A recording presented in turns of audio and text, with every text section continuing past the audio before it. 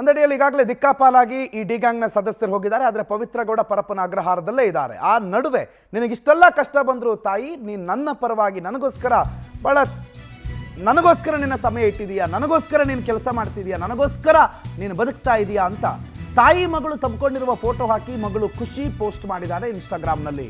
ಪರಿಸ್ಥಿತಿ ಏನೇ ಇರಲಿ, ನೀನು ನನ್ನ ಸಹಾಯಕ್ಕೆ ಬಂದೇ ಬರ್ತೀಯಾ, ನೀನು ನನ್ನ ಸಹಾಯಕ್ಕೆ ಬಂದಿದೀಯಾ ಅಂತ ಈ ಪೋಸ್ಟ್ನಲ್ಲಿ ಬರ್ಕೊಂಡಿದ್ದಾರೆ. ನಾನು ಕಣ್ಣು ಮುಚ್ಕೊಂಡ್ರು ನೀನೇ ಕಾಣಿಸ್ತೀಯಾ ಅಮ್ಮ, ನಾನು ಕಣ್ಣು ಬಿಟ್ಟರು ನೀನೇ ಕಾಣಿಸ್ತೀಯಾ ಅಂತ ಒಂದು ಪೋಸ್ಟ್ ಮಾಡಿದ್ದಾರೆ. ತಾಯಿಯನ್ನು ನಾನು ನಿನ್ನನ್ನು ತಾಯಿಯಾಗಿ ಪಡೆದಿರೋದು ನನ್ನ ಪುಣ್ಯ ಅಂತ ಮೆನ್ಷನ್ ಮಾಡಿದ್ದಾರೆ, ಉಲ್ಲೇಖ ಮಾಡಿದ್ದಾರೆ. ಐ ಲವ್ ಯು ಮಮ್ಮ ಅಂತ ಪೋಸ್ಟ್ ಹಾಕಿದ್ದಾಳೆ ಮಗಳು ಖುಷಿ. ತಾಯಿಯ ರೆಡ್ ಕಾರ್ಪೆಟ್ ಸ್ಟುಡಿಯೋವನ್ನು ಆ ಮಗಳೇ ನೋಡ್ಕೋತಿದ್ದಾಳೆ. ಭಾಳ ಸಣ್ಣ ಪ್ರಾಯದ ಹುಡುಗಿ, ಪಾಪ ಆ ಪುಟ್ಟ ಹುಡುಗಿಗಿಂತ ಪರಿಸ್ಥಿತಿ ಬರಬಾರ್ದಿತ್ತು. ತಾಯಿ ಅಜ್ಜಿ ಇದ್ದಾರೆ, ಮತ್ತೊಬ್ಬರು ಮನೆಯವರು ಎಲ್ಲ ಇದ್ದಾರೆ. ಬಟ್ ತಾಯಿಯ ಪ್ರೀತಿ, ತಾಯಿಯ ಮಮತೆಯಿಂದ ಆಕೆ ದೂರ ಆಗುವಂಥ ಪರಿಸ್ಥಿತಿ ನಿರ್ಮಾಣ ಆಗಿದೆ. ಆ ಖುಷಿ ಪವಿತ್ರ ಗೌಡರ ಮಗಳು ಆಕೆ ಬರ್ಕೊಂಡಿರುವಂಥ ಪೋಸ್ಟ್, ಇನ್ಸ್ಟಾಗ್ರಾಮ್ನಲ್ಲಿ ಹಾಕ್ಕೊಂಡಿರುವಂಥ ಪೋಸ್ಟ್ ಇದು.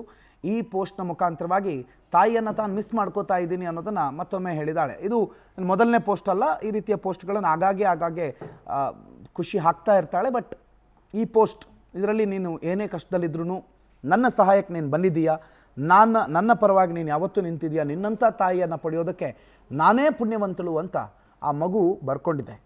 ತಾಯಿ ದೇವರು, ತಾಯಿಯ ಶಕ್ತಿ ಅಥವಾ ತಾಯ್ತನದ ಶಕ್ತಿ ಅದು. ತಾಯಿ ಏನೇ ಮಾಡಿದ್ರೂ ಮಗಳಿಗೆ ಅಥವಾ ಮಗನಿಗೆ ಅಥವಾ ಆ ತಾಯಿಯ ಗರ್ಭದಿಂದ ಹೊರಬಂದಿರುವಂಥ ಮಕ್ಕಳಿಗೆ ತಾಯಿ ದೇವರಾಗೇ ಇರ್ತಾಳೆ. ಅದೇ ರೀತಿ ಖುಷಿಗೂ ಕೂಡ ತಾಯಿ ದೇವರಾಗೇ ಇದ್ದಾಳೆ. ಆ ತಾಯಿಯ ಒಂದಿಷ್ಟು ಮಿಸ್ಸಿಂಗ್ ಫೀಲ್ಸ್ಗಳನ್ನು, ತನ್ನ ತಾಯಿಯನ್ನು ತಾನು ಮಿಸ್ ಮಾಡ್ಕೋತಾ ಇದ್ದೀನಿ ಅನ್ನೋದನ್ನು ಅಕ್ಷರ ರೂಪದಲ್ಲಿ ಇನ್ಸ್ಟಾಗ್ರಾಮ್ನಲ್ಲಿ ಮಗಳು ಖುಷಿ ಪೋಸ್ಟ್ ಮಾಡ್ಕೊಂಡಿದ್ದಾಳೆ. ರೆಡ್ ಕಾರ್ಪೆಟ್ ಸ್ಟುಡಿಯೋ ಅಂತ ಏನಿದೆ ಈ ಪವಿತ್ರ ಗೌಡಂದು, ಅದನ್ನು ಸದ್ಯಕ್ಕೆ ಅವಳೇ ನೋಡ್ಕೋತಿದ್ದಾಳೆ. ಭಾಳ ಸಣ್ಣ ವಯಸ್ಸಿನಲ್ಲೇ ಅದನ್ನು ನೋಡಿಕೊಳ್ಳುವಂಥ ಪರಿಸ್ಥಿತಿ, ಜವಾಬ್ದಾರಿಯನ್ನು ಸ್ವತಃ ತಾಯಿಯ ಮಗಳ ಮೇಲೆ ಹೊರಿಸಿ ಜೈಲಲ್ಲಿ ಹೋಗಿ ಕೂತಿದ್ದಾಳೆ ತಾಯಿ. ಬಟ್ ಮೋಟಿವು, ಈ ಪ್ರಕರಣ ಇವೆಲ್ಲವನ್ನು ನೋಡಿದಾಗ ಬೇರೆ ಬೇರೆ ಆ್ಯಂಗಲ್ಗಳಿದೆ. ಬೇರೆ ಬೇರೆ ಆ್ಯಂಗಲ್ಗಳಲ್ಲಿ ಈ ಪ್ರಕರಣವನ್ನು ನಾವು ನೋಡಬೇಕಾಗತ್ತೆ. ಒಂದು ಕಡೆ ತಾಯಿ ಮಗಳ ಸಂಬಂಧ, ಇನ್ನೊಂದು ಕಡೆ ತಂದೆ ಮಗನ ಸಂಬಂಧ, ಮತ್ತೊಂದು ಕಡೆ ಗಂಡ ಹೆಂಡತಿಯ ಸಂಬಂಧ, ಮತ್ತೊಂದು ಕಡೆ ಅಕ್ರಮ ಸಂಬಂಧ ಅಂತ ಹೇಳಲಾಗುವಂಥ ಸಂಬಂಧ. ಬೇರೆ ಬೇರೆ ಸಂಬಂಧಗಳ ನಡುವೆ ಹಲವರು ಇದರಲ್ಲಿ ಪರಿತಪಿಸ್ತಿದ್ದಾರೆ. ಹಲವರು ಈ ಪ್ರಕರಣದಲ್ಲಿ ಜೈಲಿಗೆ ಹೋಗಿದ್ರು, ಜೈಲಿಗೆ ಹೋಗದೇ ಇರುವಂಥ ಭಾಳಷ್ಟು ಜನ ನೋವನ್ನು ಅನುಭವಿಸ್ತಿದ್ದಾರೆ ಅನ್ನೋದಕ್ಕೆ ಭಾಳ ಸ್ಪಷ್ಟ.